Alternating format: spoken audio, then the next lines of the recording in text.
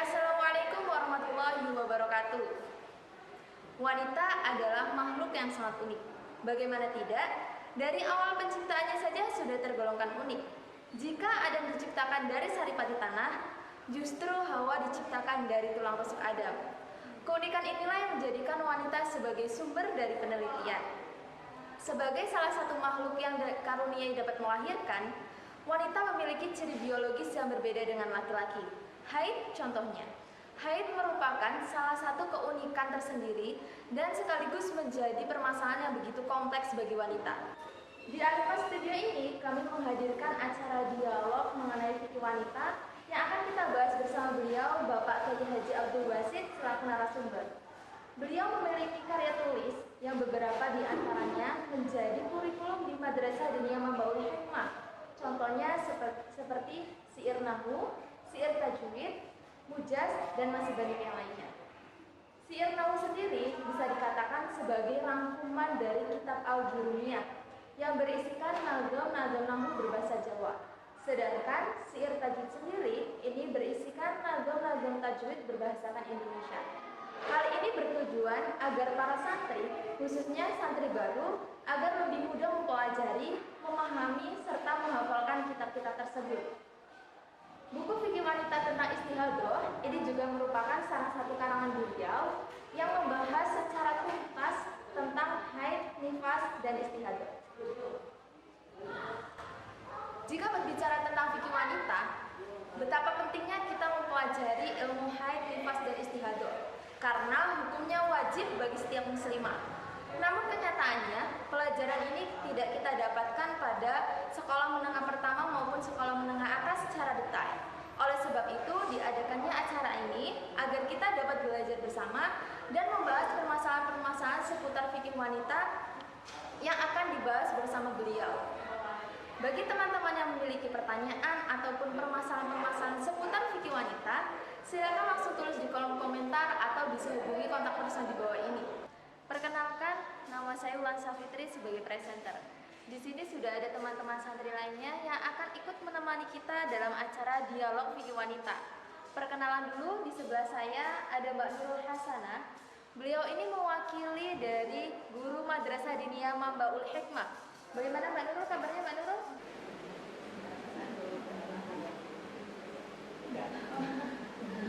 Kemudian Mbak Nurul Hasanah ini juga merupakan salah satu santri senior di Al-Hikmah dan kemudian mengabdi di sini.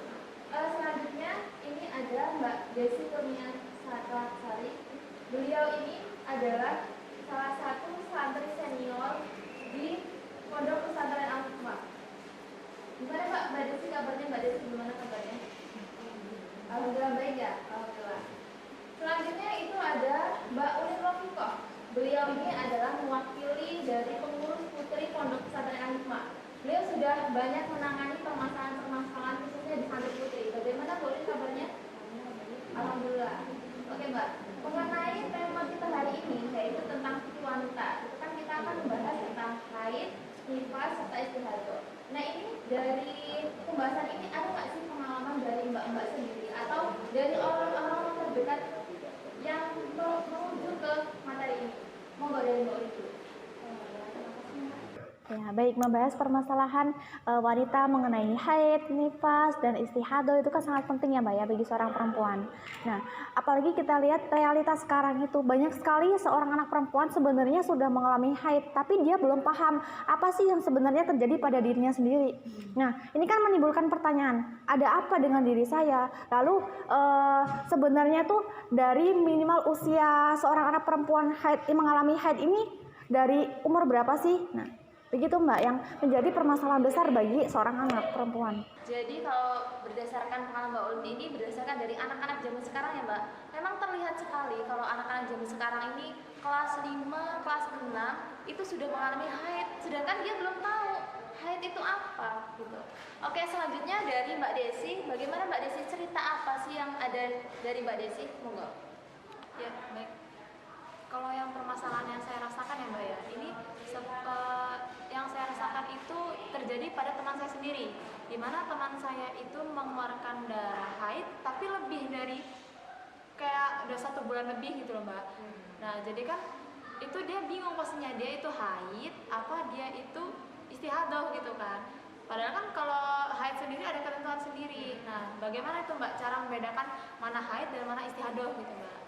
Jadi itu dari pengalaman teman santri Mbak Desi sendiri, bahwasanya temannya Mbak Desi ini sudah mengeluarkan darah selama 1 bulan berturut-turut. Nah, dia ini bingung, darah ini sebenarnya haid atau istihadah, tapi kok haid lama sekali gitu ya Mbak. Oke, nanti kita akan bahas. Selanjutnya dari Mbak Nurul, ada permasalahan apa ini Mbak? Kalau saya ingin bertanya tentang nifas ya, kan beberapa waktu yang lalu itu sering juga sih disuruh beliau-beliau gitu kan diutus badalin pengajian ibu-ibu gitu kan. Nah di situ ibu-ibunya itu walaupun sudah punya anak 4, 3 atau bahkan 5 itu masih belum tahu tentang hukumnya nifas. Jadi kalau mereka keluar darah semisal 3 bulan atau 4 bulan, ya mereka tetap menganggapnya nifas. Karena memang dianggap nifas, jadi ya mereka tetap nggak sholat. Kalaupun itu bulan puasa juga nggak puasa, itu Mbak. Jadi kan bingung gitu, masa iya 4 bulan kok nifas semua gitu kan. Ya, jadi permasalahan yang Mbak Nurul alami atau berdasarkan pengalaman dari orang-orang di masyarakat Mbak Nurul ini lebih rumit karena ketika kita menjadi seorang ibu kok tidak mengetahui hukum-hukumnya tentang mana ini haid, mana ini nifas, mana ini istihadah, itu akan sangat rumit karena itu berkaitannya dengan sahudanya ibadah kita. Oke Mbak, tahan dulu ya Mbak pertanyaan-pertanyaannya, nanti kita akan tanyakan ini kepada beliau Bapak Kiai Haji Abdul Basit selaku narasumber setelah berikut ini.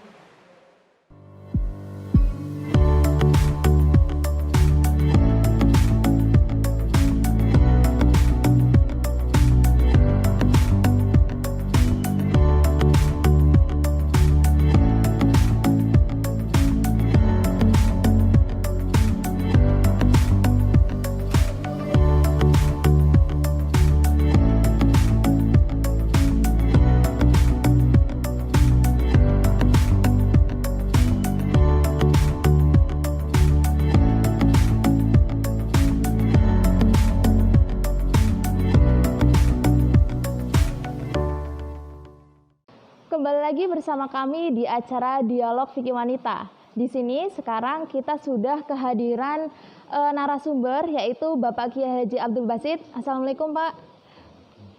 Gimana kabarnya Bapak? Alhamdulillah ya Pak ya. Nah begini Pak, tema kita hari ini itu kan tentang dialog mengenai fikih wanita. Akan membahas haid, nifas, serta istihadah. Nah, tadi sebelumnya kami sudah berbincang-bincang dengan teman-teman santri yang lainnya, bahwasanya dari masing-masing santri ini memiliki permasalahan tentang haid, nifas maupun istihadah yang berbeda-beda, gitu Pak. Jadi mungkin nanti dari Mbak Ulin lagi, monggo dipertanyakan lagi. Jadi begini Pak, sekarang kan sudah banyak seorang anak perempuan dia sudah mengalami haid, tapi dia belum tahu ilmunya tuh bagaimana. Ini solusinya gimana Pak? Memang kapan mulai anak haid atau batas awal dari seorang wanita haid ini banyak kesalahan-kesalahan secara teknis maupun memang secara umum. Kalau kita lihat secara teknis, anak usia yang dikenal saat ini adalah menggunakan tahun miladiah, tahun Masehi.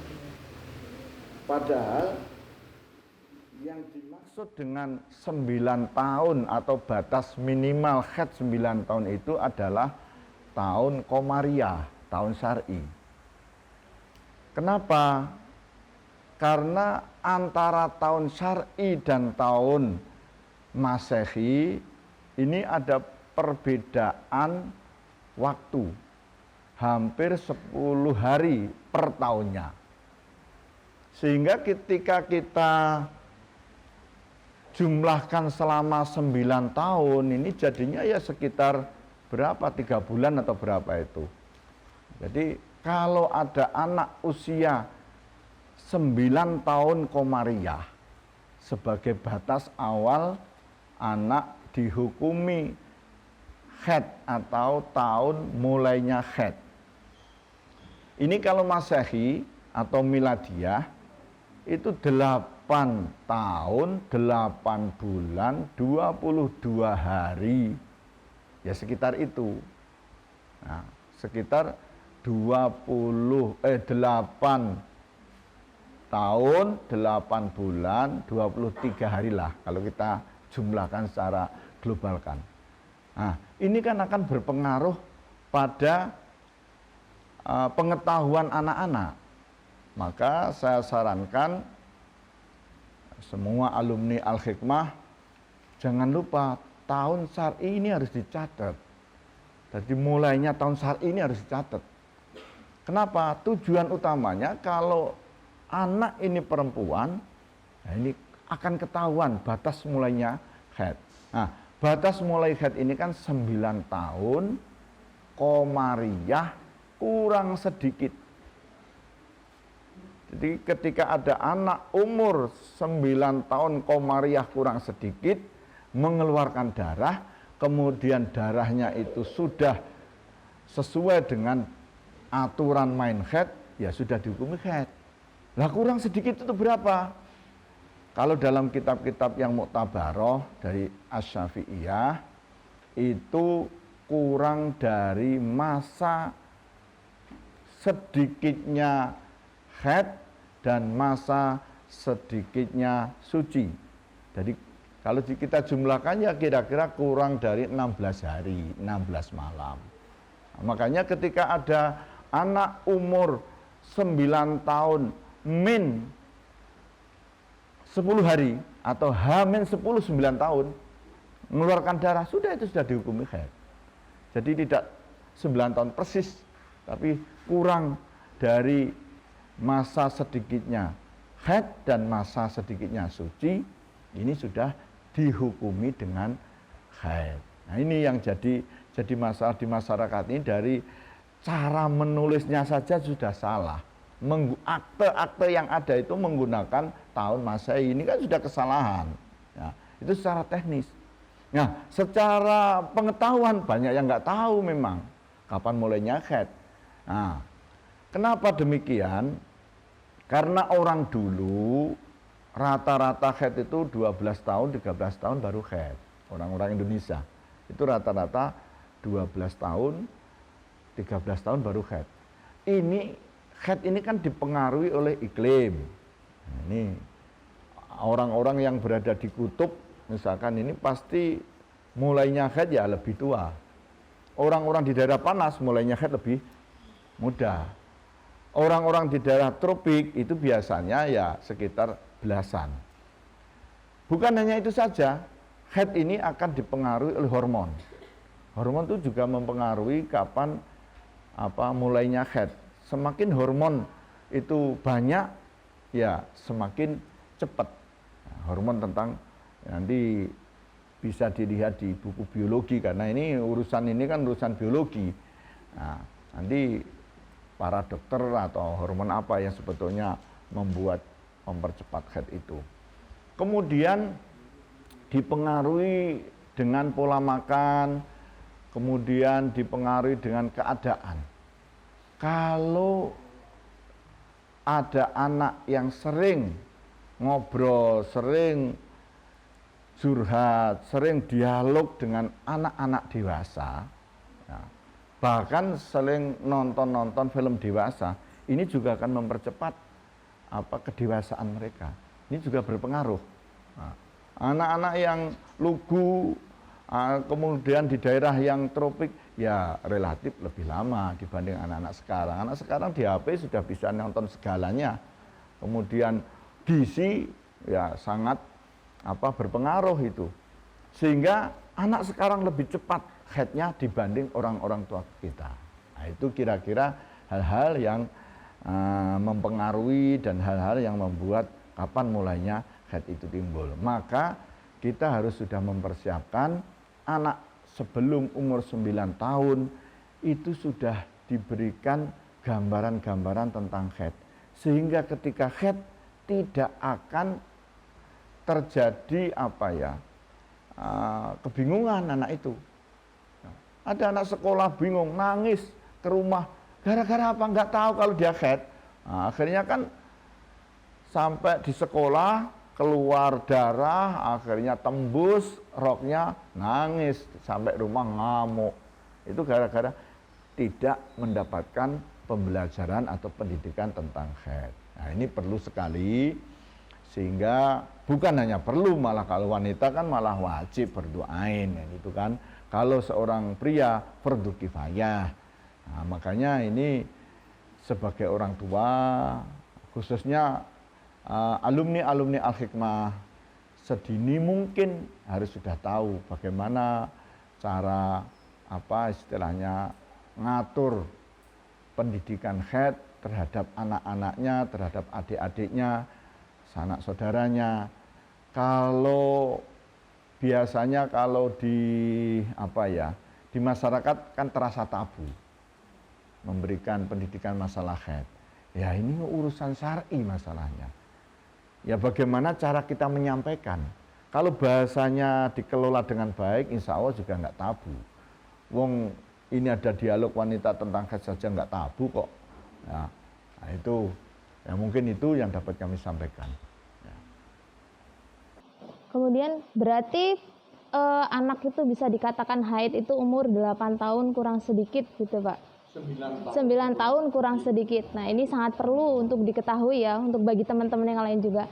Kemudian ini permasalahan menyinggung tentang haid. Kemudian tadi Mbak Desi sudah menyampaikan nih Pak, permasalahan yang sudah terjadi kepada temannya, bahwasanya temannya ini mengeluarkan darah secara terus-menerus selama 1 bulan berturut-turut, sedangkan dia belum mengetahui ini darah apa gitu. Monggo Mbak Desi bisa disampaikan kembali.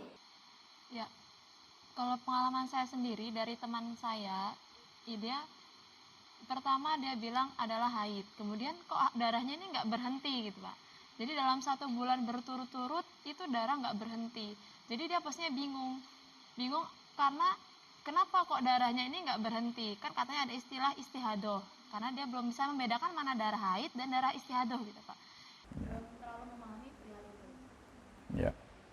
Jadi gini, istihadoh ini terjadi ketika ada darah yang keluar melebihi dari batas-batas haid atau batas kebiasaan haid. Nah, itu namanya istihadoh. Nah, bagi anak pemula ini ada dua macam yang harus diperhatikan. Yang pertama, mubtadi'ah mumayyizah. Mubtadi'ah mumayyizah ini orang yang pertama kali haid, contohnya begini, umur 9 tahun, kemudian dia mengalami haid, langsung selama 1 bulan ini darahnya keluar selama 1 bulan. Ini kan melebihi target haid. Batas maksimal haid kan 15 hari 15 malam. Melebihi, nah ini pasti istihadoh. Itu dipilah. Kalau darahnya itu ada perbedaan warna misalkan, nah, maka bisa dibedakan mana darah kuat, mana darah lemah, misalkan begitu. Maka ini masuk kategori mubtadi'ah mumayyizah. Tapi kalau selama itu tidak bisa dibedakan, hitam terus, atau selang-seling, sekali tempo hitam, besok 2 hari kuning, 1 hari lagi hitam lagi, 1 hari kuning lagi, 1 hari. Nah ini juga masuk kategori mubtadi'ah yang ghairu mumayyizah. Ini ada aturan mainnya sendiri-sendiri. Nah, jadi ada mubtadi'ah mumayyizah, ada mubtadi'ah ghairu mumayyizah. Itu bagi anak-anak yang memang pemula, pertama kali haid. Nah ini standarnya batas maksimal haid 15 hari 15 malam, maka selebihnya itu ini pasti istihadoh gitu loh. Pasti ada istihadoh. Aturan mainnya akan dibahas sendiri. Yang bagaimana cara mubtadi'ah mumayyizah, bagaimana yang mubtadi'ah mumayyizah, mubtadi'ah ghairu mumayyizah itu ada sendiri-sendiri. Nah, kemudian ketika mereka sudah pernah haid, seperti kalian semua ini, kalian semua ini sudah pernah haid semua, melihat wajahnya sudah kelihatan kalau sudah pernah haid ini, ya kan. Nah, ini lain. Kalau sudah pernah haid, kemudian terjadi haid yang terus-menerus selama 1 bulan atau lebih, maka ini sudah tidak masuk kategori mubtadi'ah mumayyizah, tapi masuk kategori muqtadah. Lah muqtadah juga akan terbagi, ada yang mumayyizah, ada yang ghairu mumayyizah, ada yang bisa dibedakan darahnya, ada yang tidak bisa dibedakan. Lah nanti yang ghairu mumayyizah juga akan terbagi lagi, ada yang zakirah li adatiha qadron wa waqtan, ada yang nasian li adatiha qadron wa waqtan. Nah, sebelum jauh ke sana untuk mengetahui bahwa saya ini masuk kategori apa istikhadah apa enggak ya, darah ini istikhadah apa enggak ya, maka itu harus tahu sifat-sifat darah untuk menentukan darah ini kuat atau darah itu lemah. Darah dikatakan kuat kalau memiliki sifat-sifat kuat, dan sifat-sifat kuat ini ada 3. 1 dipandang dari bau darah, berbau dan tidak. Kalau berbau berarti kuat, kalau tidak berarti lemah. Yang kedua, kental encernya darah. Yang kental berarti kuat, yang encer berarti lemah. Yang ketiga dari warna. Nah, warna itu sendiri ada 5. Ada merah kehitam-hitaman atau bisa disebut hitam. Ada yang merah, ada yang kuning kemerah-merahan, kuning dan keruh. Kuning dan keruh. Ini kadang-kadang tidak sampai orang mendeteksi sampai macamnya atau warnanya. Masyarakat kurang tahu hal ini. Maka lewat forum inilah mudah-mudahan yang bisa menikmati, bisa menonton YouTube ini ya nanti akhirnya tahu. Ya, oh ini toh cara menentukan darah ini kuat dan tidak. Demikian kira-kira apa hal-hal yang berhubungan dengan istikhadah. Macamnya banyak sekali itu. Ya. Jadi ini ya Pak, kenapa kita itu wajib mempelajari permasalahan seperti haid, nifas, serta istihadah, karena ini perumpamaan-perumpamaan di dalamnya saja sudah banyak. Jadi kalau orang tidak mengetahui itu pasti akan merasa bingung dan menganggap oh ya sudah semua ini berarti haid, tanpa membedakan mana yang istihadah, mana yang nifas gitu. Kemudian tadi selanjutnya dari Mbak Nurul Pak, ini lebih condong ke nifasnya. Monggo Mbak Nurul. Ibu-ibu itu Pak, ibu Ya. yang di pengajian itu biasanya untuk ilmu nifas masih belum tahu, padahal ya udah beberapa kali melahirkan, beberapa kali nifas, tapi menganggap darah yang keluar setelah melahirkan itu semuanya nifas tanpa memandang berapa bulannya, berapa harinya. Ya. Ya. Jadi memang kalau punya anaknya sudah, tapi belajar nifasnya kan belum masalahnya. Nah ini yang jadi problem. Karena belum belajar ya memang nggak tahu wajar kan itu kan. Ya yang jadi masalah itu yang sudah tahu akhirnya lupa. Nah, apalagi kalau sudah lupa sama anaknya, wah ini tambah repot lagi ini. Jadi gini, nanti ketika ada proses melahirkan itu ada 2 darah. 1 darah wiladah dan yang kedua darah nifas. Darah nifas ini akan terjadi setelah habis melahirkan. Jadi melahirkan tuntas jeriat, anaknya memang sudah keluar beneran. Kalau masih macet di tengah, ya belum dikatakan darah nifas, ini darah tolku atau darah wiladah.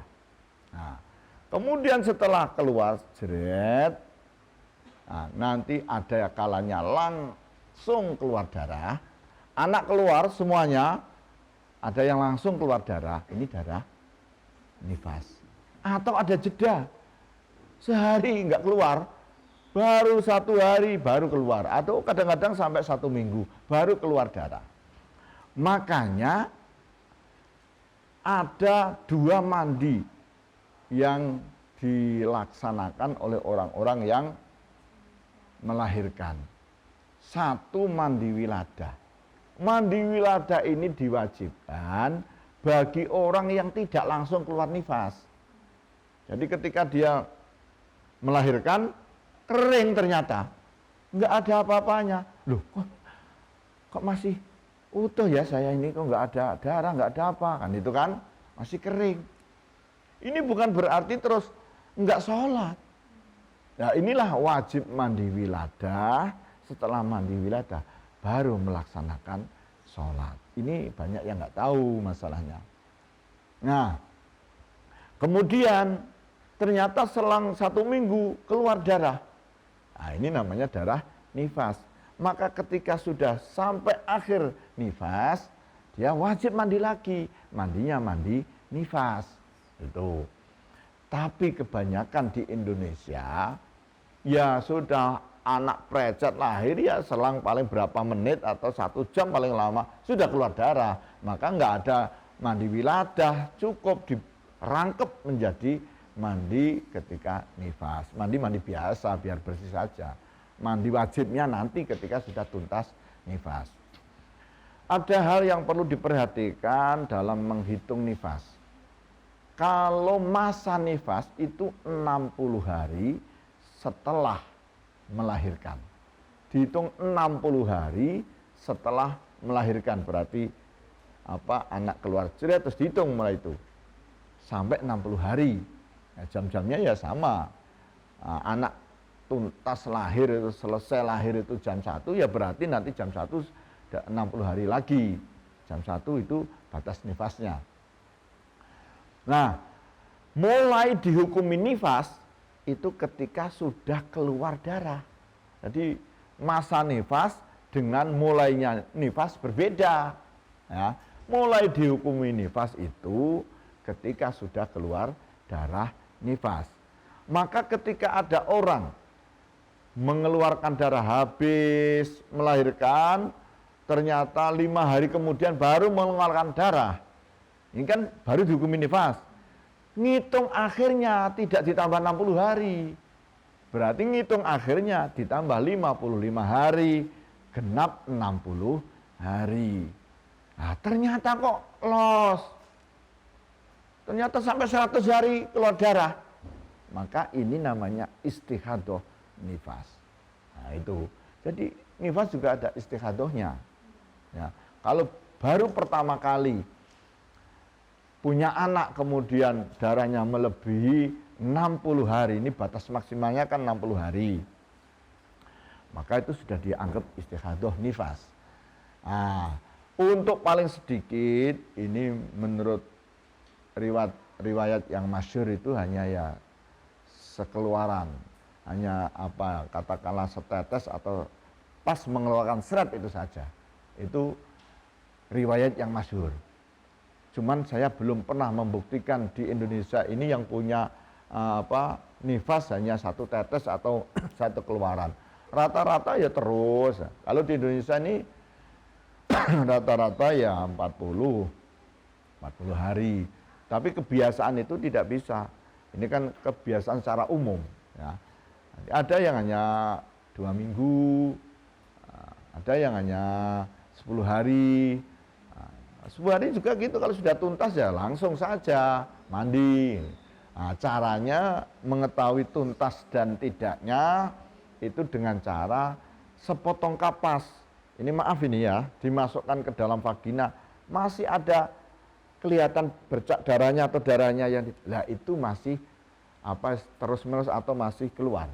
Tapi kalau memang sudah nggak ada darah sama sekali, nah itu baru dikatakan tuntas. Ini juga jarang yang mempraktekkan macam itu.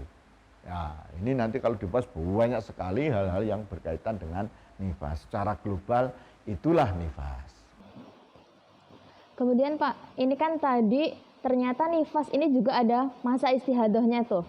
Nah, kalau misalkan sudah 60 hari tapi masih keluar darah, berarti kita mandi wajib dulu ya Pak ya? Mandi wajib. Ya. Yaitu nanti begini, setiap istihadah itu kan ada aturan mainnya sendiri. Kalau istihadah haid, nunggu sampai 15 hari. 15 hari kok ternyata masih keluar, nah itu berarti langsung mandi. Nah, Ini karena sudah batas istihadah, mandi, dan mengerjakan sholat. Nanti sesuai dengan aturan istihadah. Demikian pula ketika nifas, setelah 60 hari dari melahirkan, masih terus, karena itu masa nifas, bukan hukum nifas. Masa nifas itu adalah sampai 60 hari dihitung sejak melahirkan. Maka dia harus mandi nifas, kemudian nanti melaksanakan sholat. Itu. Makanya jamnya tadi dihitung, diperhatikan. Nah, itu. Itulah tadi acara yang sudah disampaikan oleh Bapak Kiai Haji Abdul Basit selaku narasumber. Tadi adalah permasalahan-permasalahan yang membahas tentang haid, nifas, serta istihadah dari pengalaman-pengalaman teman-teman saya sekalian. Bagi teman-teman ada yang mau ditanyakan kembali? Satu kali lagi. Hukum laki-laki kan nggak wajib ya Pak untuk mengetahui haid, istihadah, sama nifas. Nah tapi kalau semisal dia nanti punya istri dan istrinya nggak paham dan akhirnya melakukan kesalahan, itu suami dapat dosa apa enggak Pak? Jadi begini, kewajiban wanita juga sebetulnya kalau nggak haid juga nggak wajib, tapi berhubung haid ya wajib. Jadi gini, dalam masalah-masalah haid ini secara umum itu fardu kifayah, laki-laki perempuan secara umum fardu kifayah mempelajari haid. Tapi bagi yang melaksanakan, nah ini hukumnya fardu ain. Contoh ada seorang wanita yang tidak haid sampai mati nggak haid, ya tidak kewajiban mempelajari ilmu tentang hal-hal yang berkaitan dengan haid. Masuknya adalah fardu kifayah.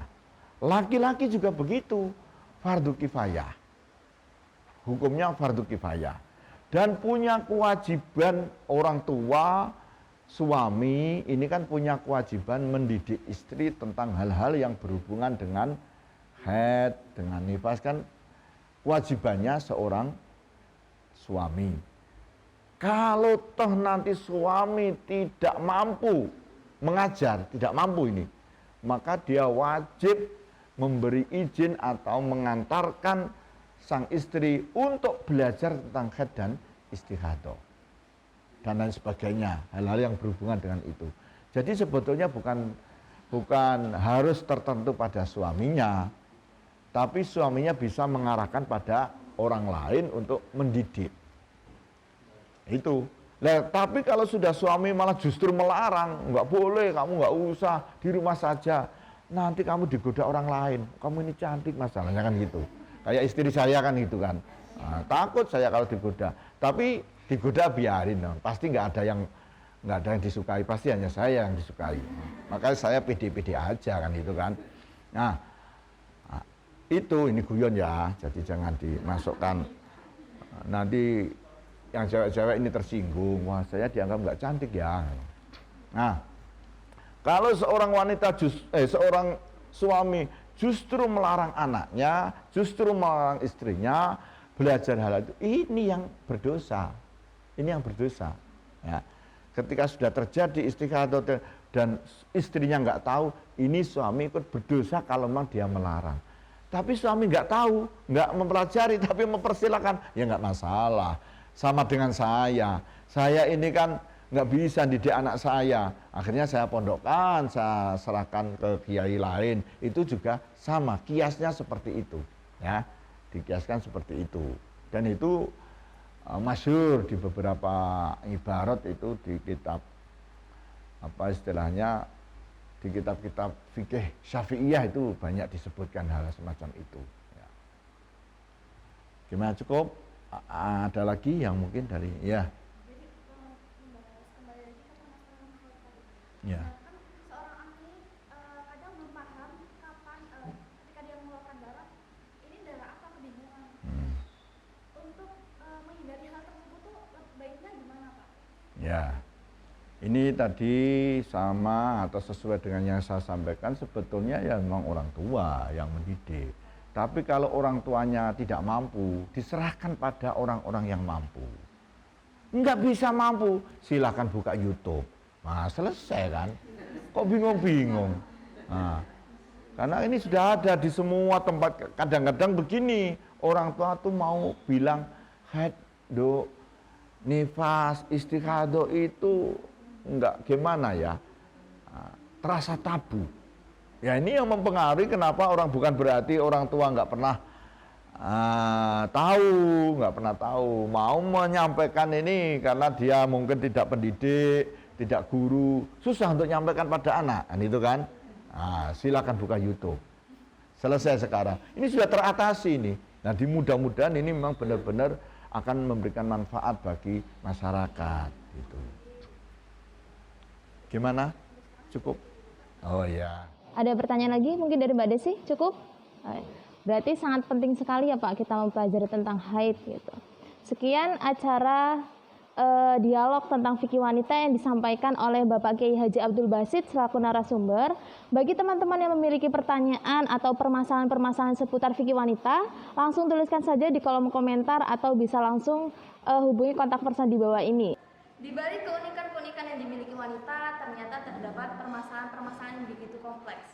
Oleh sebab itu dibutuhkan wanita yang cerdas. Wanita yang cerdas adalah wanita yang tahu siapa dirinya. Jika dia seorang pelajar, maka kewajiban utamanya adalah belajar. Kenapa kita membutuhkan wanita yang cerdas? Karena kelak kita akan menjadi madrasah pertama bagi anak-anak kita. Jika kita berhasil mendidik anak-anak kita, maka dia akan berguna bagi bangsa dan agama. Sekian dari saya. Wassalamualaikum warahmatullahi wabarakatuh.